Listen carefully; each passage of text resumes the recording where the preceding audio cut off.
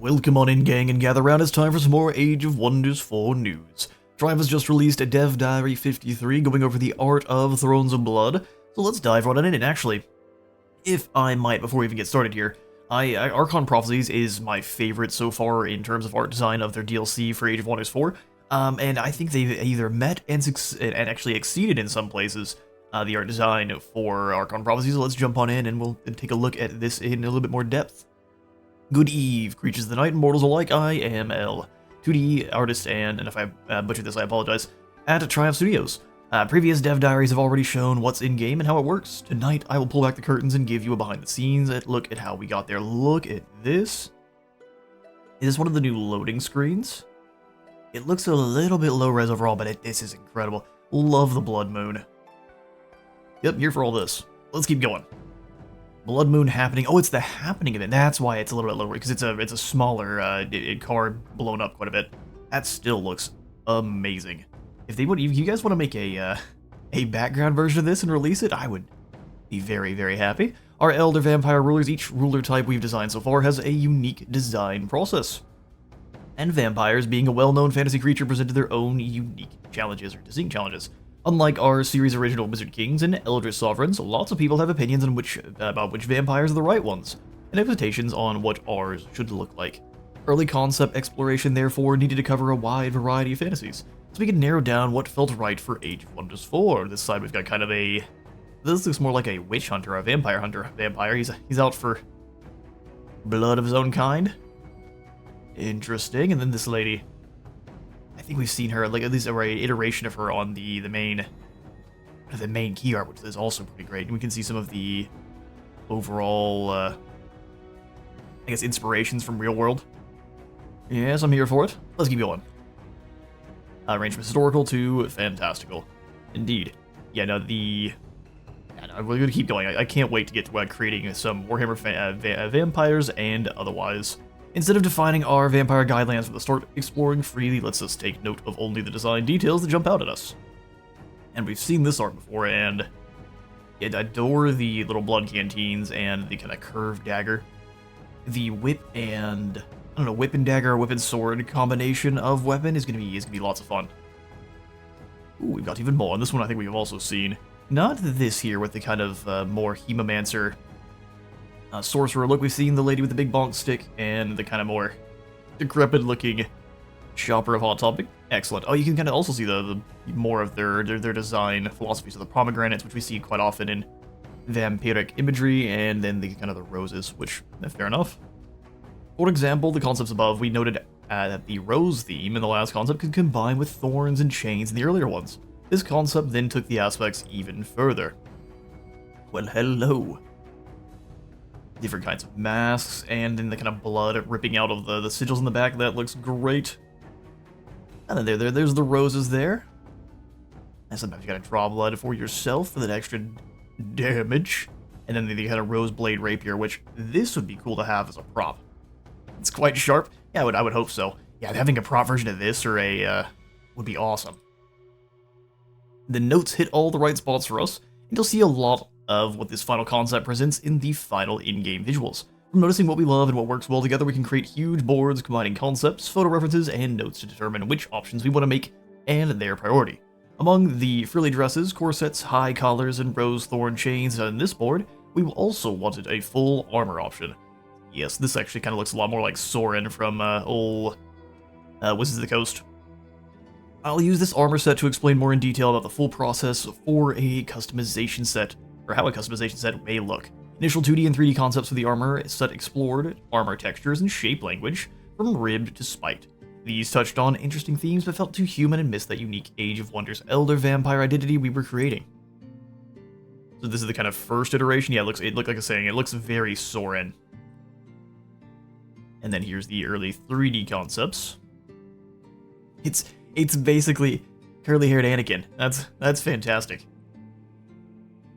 Don't underestimate my power. We did another take, and now more focused on their bad heritage, listing the silhouette further so they'd be even more recognizable even at a distance. And I do like what they've kind of settled on for the armor. Started with kind of a more Soren look, and then kind of got more into the spiky bits and The shoulder spikes, the kind of drapery and such. It looks quite good. This, though, is my favorite. The kind of stained glass, the blood-stained glass armor. This looks good. Even more recognizable at a distance. Because, of course, they've got the kind of blood-stained helmet and the bat helmet on top. Yes, it's incredible. Red glass idea merged well with this expansion's new magic material, blood glass. Please play pretend with us and expect the blood glass is shatterproof and opposed to its real world counterpart. Yeah, it's got some blood magic infused into it. Obviously, it's like what the glass armor from Skyrim that made no sense. We loved how this concept hit on all of the core aesthetics, so took this into 3D. There we refined further through collaboration with our 2D and 3D departments, adding rose illustrations to the blood glass in the breastplate and shield, and when they... Oh, we can't blow this one up. Still, though, this looks... This is stunning looking in the full game here. Look at that. Excellent work. And even in the blade, that's... So they started up the kind of stained glass effects with... Or I guess they leaned into them a little bit more with the Archon Prophecy, and then they've created the kind of the red version here, which I am absolutely here for. This is a good use of, I guess, learned techniques. Pureblood versus Hybrid next. Elder vampires come in two bloodlines, Pureblood and Hybrid. Mechanically identical, visually and thematically distinct. Pureblood vampires look like I do wish there was a little bit of a difference between them playstyle-wise, but I understand how that might be a little bit too much. Pureblood vampires, rather, look like the vampires we know and love. They range from beautiful to beastly, but all with bat-flavored features. Inspired by the saying, blind as a bat, they also offer the possibility for two differing eye colors. Oh, you get to mix and match. How interesting. Once again, she looks way too excited to see you. You should be very concerned. Got a good old blood armor. I guess he kind of looks like a blood knight. And then down here we have the more... Or is this all the purebloods? Interesting. So no matter what, the purebloods are going to look more human or like a bat. Vampires, however, are not known to be picky about their prey, so thus they quickly started turning anyone and everyone they came across, resulting in hybrid vampires. These mutts can be that's rude, in any form, because why would a rat not be able to become a vampire? Well, if you ask some, that is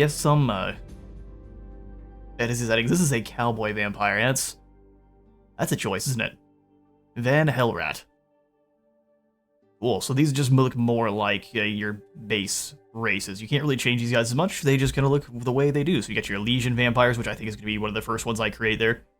Just look at the three-eyed, kind of pale eye look. Oh, that's awesome. Alright, sweet. So, do we learn any more here? No, we do not. We got more on their weapons, though. We've got the staff. Likely a two-handed mace. The old mage weapon. This could be the dagger for the dagger and whip. Yeah, it looks like that's likely what it is. Maybe there's two different versions of it. Interesting. Got your bloodstained sword and the bloodstained glass shield. Likely, oh, there's stakes for the crossbow, the Van Helsing crossbow, and I adore, this is my favorite sword. Like I said, I do want a prop of this, and maybe this shield too.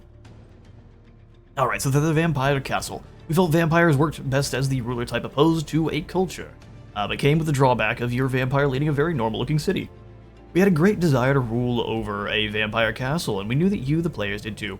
We gave you the best of both worlds by replacing the Wizard's Tower with a unique vampire version, the Vampire Castle, and just the idea that we can have kind of differing options to the Wizard Tower for the future is a really good design idea. And I love how it kind of builds up and over the town. Like you're doing your best to impress the people just with the shadow alone.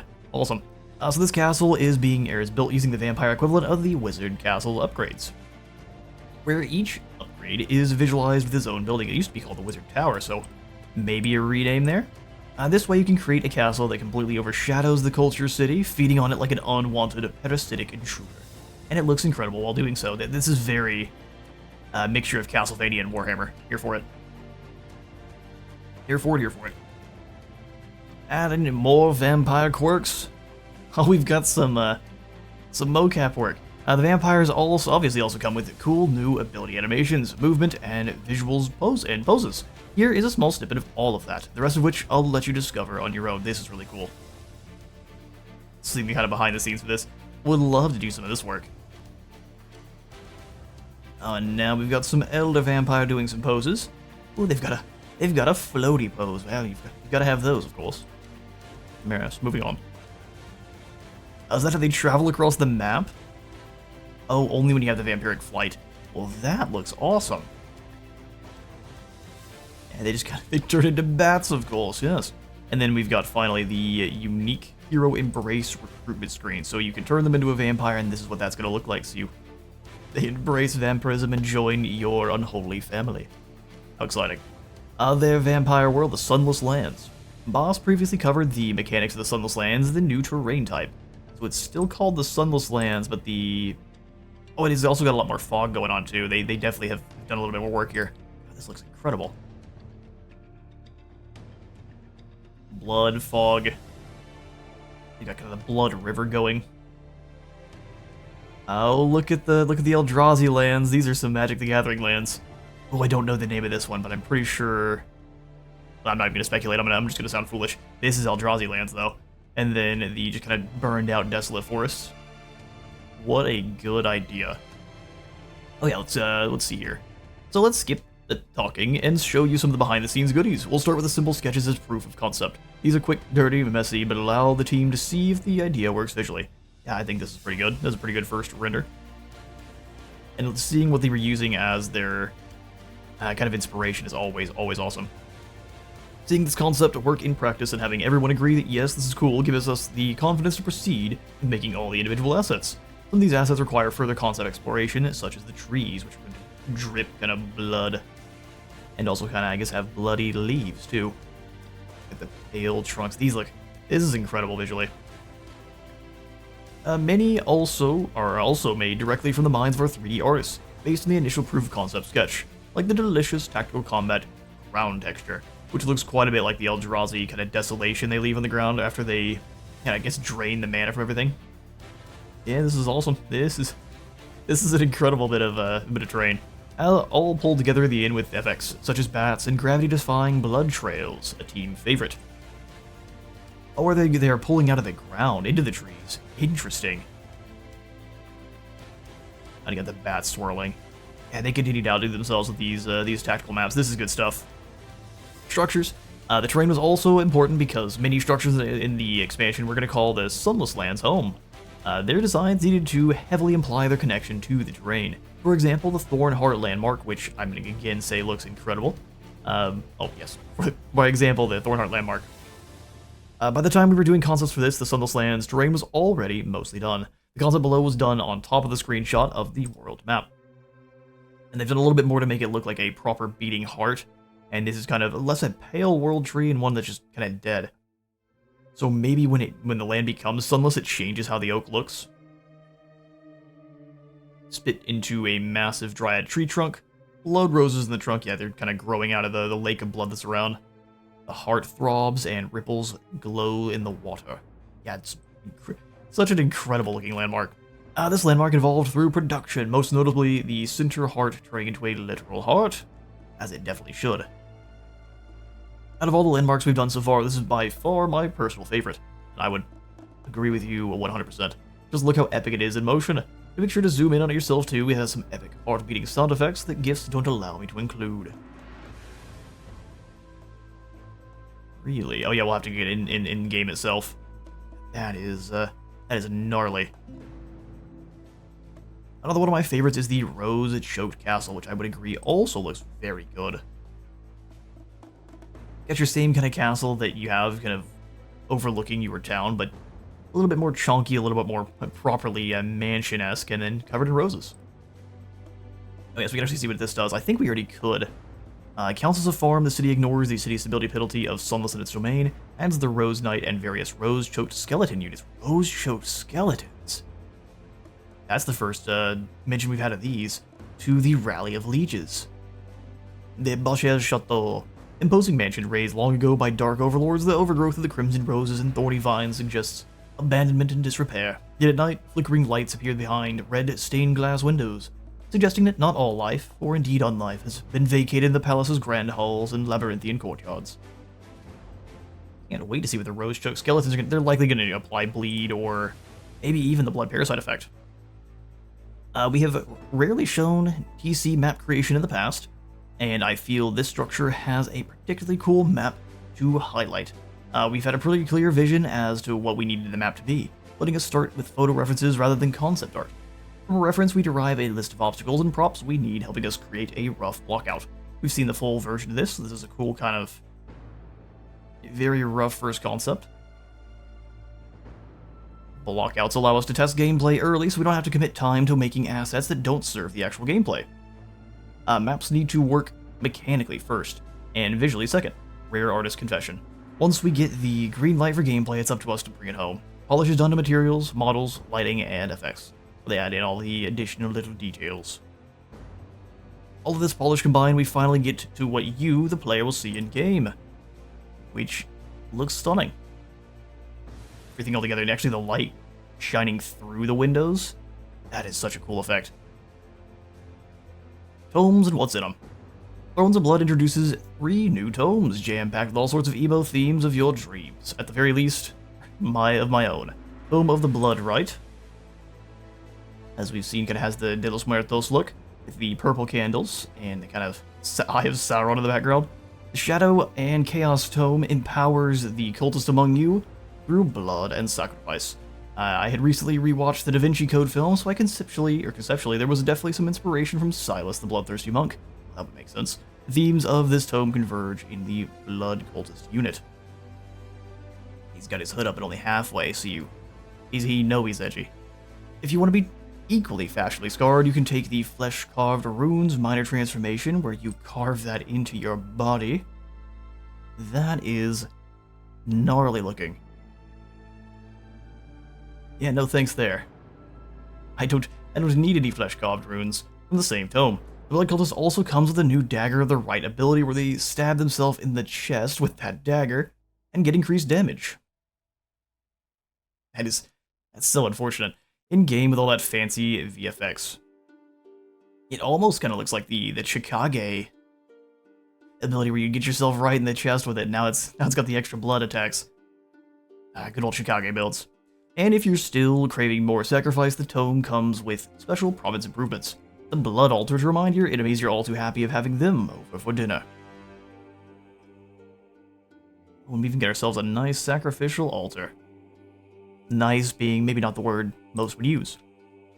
Tome of Torment is next. So for the process of the Tome of Torment, sketch to polish. This looks great. And then they add in the glowing. Cool, yeah, no, the Tome of Torment is awesome. The Shadow Tome is for those who want to master pain and use it to their advantage.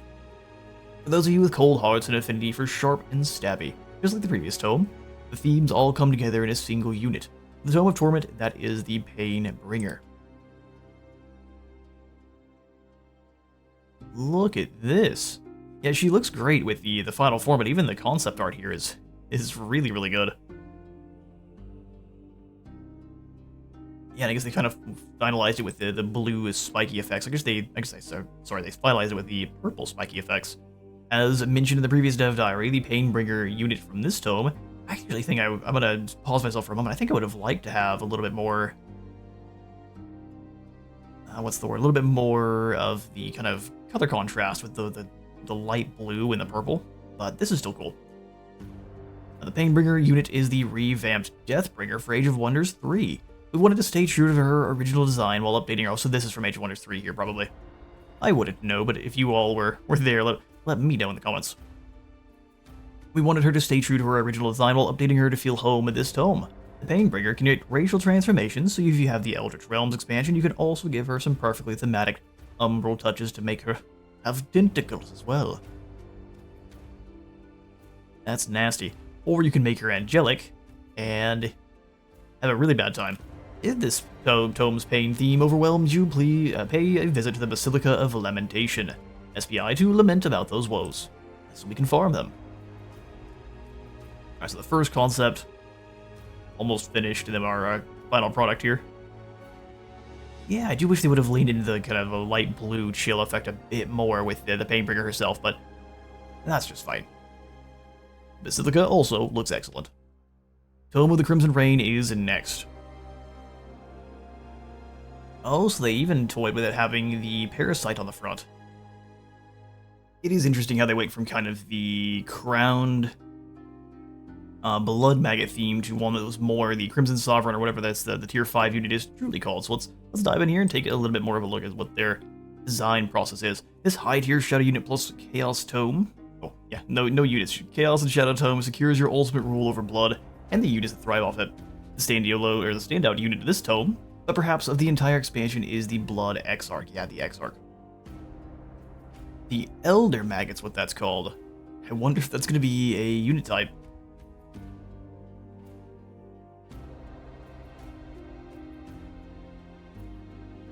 So they wanted to make him kind of swirling bones, like this is almost a combination of Nagash and the Vampiric Eldritch Sovereign. It's fantastic. And then it ended up being Smoke, where he's kind of hovering around. Still has that Elder Maggot in his chest. We'll have to see if that ends up being a unit, because I don't remember if they mentioned the rose-choked skeletons before, so... Yes. This looks like a boss you'd meet in Dark Souls that would slowly walk towards you. Or I guess float in this guy's case. Who of course has some epic abilities and effects. There's a little blood cleave. It sprays blood as he swings, and then applies blood parasite of course, and then the detonation. Oh, look at that. 76 damage, good grief. Cooldowns reset. The Stragglers. Now I have definitely rambled enough, so here's some final quick fire content highlights for your enjoyment.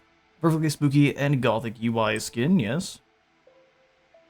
Love it, they always have a new UI skin with each of the DLC, and this one looks great as always. And then the icons that just never seem to end, good grief. And go ahead and give this a pause if you want to read on through, or I guess look through these a bit more closely yourselves. The new Dark Culture subculture tone that you start with. Those look great. So much good stuff here, and I can see that there's a ton of these. So let's move on through. Also, free content. A full Hunter customization set from the Pantheon in 3 parts. Hat, cape, and outfit as well as 3 item forge visuals to provide everything you need to hunt down those pesky counter creatures. Got ourselves a rapier and whip, that stake crossbow, and then the garlic string. And then lastly, also feel very much free to use, a variety of wallpapers attached. Oh, I was just asking about those. Fantastic, Triumph. Good on you for having those in and ready to go already. So if you want to jump on in, I'll make sure, of course, this link is in the description so you can jump into this dev diary. And even if you don't have Age of Wonders 4, you can grab yourself some nice wallpapers. Big thanks for hanging out with me. As always, there is way too much I couldn't include, but don't fret. Just like for Archon Prophecy, the art team will be compiling their favorite works for the expansion into an ArtStation Art Blast, and Thrones of Blood releases on November 11th. Look out for more information on that, and tune in again next week for the final dev diary on the Dark Culture update, which is actually free for everyone to jump in and take a look at now if you own Age of Wonders 4. You just have to opt in to the Griffin beta patch only on Steam. So if you're on console, apologies, you can't get access to it this time, but anyone on Steam, you can go ahead and opt into that beta, and you can try out the Dark Culture rework now, which is a ton of fun. The Death Cult has been an absolute blast to play as, and is going to be even better when we have these kind of blood parasites and other things we can use to deal damage to our own units for cool benefits. That's going to be all for me for today, though. Thanks for stopping on by today's Dev Diary Deep Dive. If you enjoyed the video, please do remember to leave a like for the like god and a sub for the sub throne. I'll see you all in the next one.